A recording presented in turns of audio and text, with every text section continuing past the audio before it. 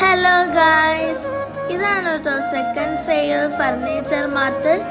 അവിടെ പഴയ സാധനങ്ങൾ എടുക്കുകയും ചെയ്യും വിൽക്കുകയും ചെയ്യും കേട്ടോ. ഇവിടുത്തെ സാധനങ്ങൾ എന്തൊക്കെയാണെന്ന് നിങ്ങൾ കാണണ്ടേ? അപ്പൊ നമുക്ക് വീഡിയോയിലേക്ക് പോകാം.